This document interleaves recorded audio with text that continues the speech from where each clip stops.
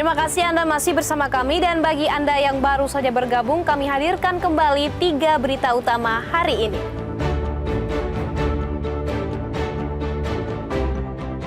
Razia di Pelabuhan Merauke, petugas temukan ratusan liter miras.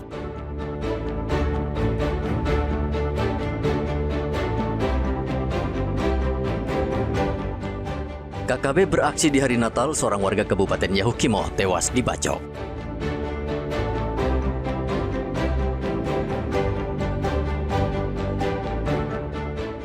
Terjatuh saat berwisata di air terjun Siklop Sentani, seorang warga Kanada dievakuasi ke rumah sakit.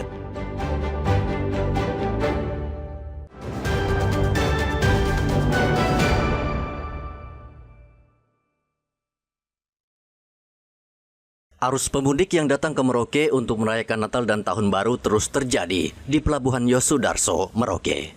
Tim pengamanan Posko Nataru secara intensif melakukan razia terhadap penumpang maupun barang bawaan. Hasilnya, petugas menggagalkan penyeludupan ratusan liter minuman keras oplosan yang dibawa oleh penumpang. Miras tersebut disembunyikan di sela-sela pakaian dalam kondisi sudah dikemas rapi dan siap untuk diperdagangkan. Miras ini diduga berasal dari Tual, Maluku Tenggara dan akan diperjualbelikan di Merauke saat pergantian tahun. Sirimau di Pelabuhan Yosudarso, Merauke, aparat gabungan yang terdiri dari Polsek kawasan Pelabuhan Laut Merauke beserta OP Lilin Pelabuhan dan aparat lainnya berhasil mengamankan miras jenis Sopi yang berasal dari luar Merauke. Dan barang bukti tersebut langsung dimusnahkan di areal Pelabuhan Laut Merauke. Penumpang yang membawa miras hanya diberi peringatan keras, sementara ratusan liter miras yang disita langsung dimusnahkan dengan cara dibuang ke dalam tanah.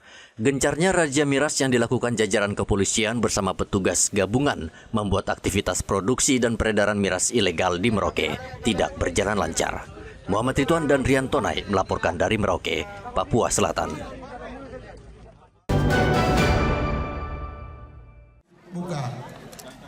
BDK, silakan bersama. Menjelang Tahun Baru, Kemenak Papua mengajak masyarakat di Bume Cendrawasih untuk terus mempererat kerukunan antar umat beragama dan menjaga situasi keamanan serta ketertiban. Ajakan tersebut disampaikan Clemens Taran usai kegiatan Jalan Santai Kerukunan dalam rangka memperingati Hari Amal Bakti Kementerian Agama ke-80 yang digelar di halaman kantor Gubernur Papua.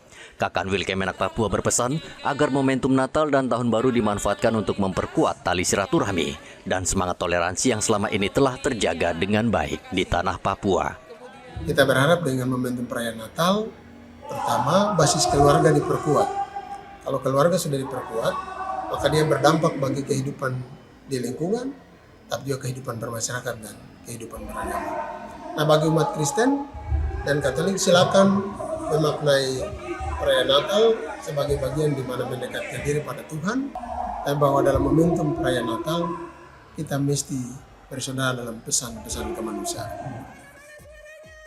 Asisten 1 Sekretaris Daerah Provinsi Papua Yohanes Walilo mengatakan pemerintah mendukung penuh seluruh kegiatan positif yang dilaksanakan oleh lembaga-lembaga keagamaan, termasuk Kementerian Agama, dalam rangka memperkuat kebersamaan dan kerukunan di tengah masyarakat. Kami, pemerintah Provinsi Papua, sangat mendukung semua kegiatan yang dilakukan oleh semua lembaga yang ada di sini, termasuk Kementerian Agama.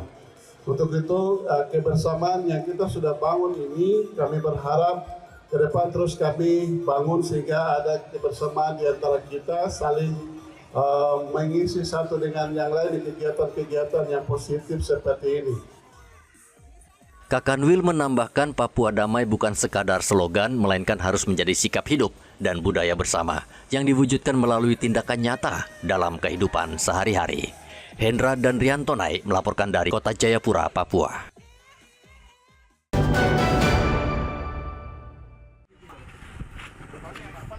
Seorang kakek ditemukan meninggal dunia dalam kondisi terlentang di saluran drainase di kawasan persawahan Kampung Kuprik, Kabupaten Merauke. Korban bernama Parno, berusia 74 tahun, yang sejak 5 hari terakhir dilaporkan menghilang dari rumah. Parno ditemukan di kawasan persawahan dalam keadaan meninggal dunia. Sejumlah saksi menyebutkan sebelum ditemukan meninggal, korban sempat terlihat mondar-mandir di sekitar kawasan tersebut. Namun hingga saat ini, belum diketahui tujuan korban berada di lokasi tersebut. Menurut Kepala Kampung Kuprik, Irwanto Ramlan, korban bukan merupakan warga setempat dan hanya beberapa hari berada di Kampung Kuprik untuk mengunjungi anaknya. Kenal sama korbannya? Nggak kenal, dia warga Kuprik, tapi baru pindah saja ke Kuprik. Oh, Ya, jadi kita belum kenal itu siapa. Setelah nanti dari polisi datang mengidentifikasi, baru kita cek ke warga. Ada yang kenal almarhum ini. Karena beberapa hari yang lalu, mulai hari Minggu, beliau di sawah. Oh gitu. Tetapi warga pun tidak begitu kenal, sehingga mereka lihat saja. Begitu. Sip. Karena kondisi jasad yang sudah tidak memungkinkan untuk diautopsi, korban langsung dimakamkan oleh keluarga. Pemakaman dilakukan oleh keluarga dengan disaksikan petugas kesehatan dan kepolisian. Muhammad Ridwan dan Riantonai melaporkan dari Merauke, Papua Selatan. Informasi tadi menutup perjumpaan kita di Berita Papua hari ini. Jangan lupa pastikan Anda subscribe channel YouTube Liputan 6 SCTV Daerah. Atas nama rekan yang bertugas, saya Juliana Paisi berterima kasih atas kebersamaan Anda. Selamat beraktivitas dan sampai jumpa.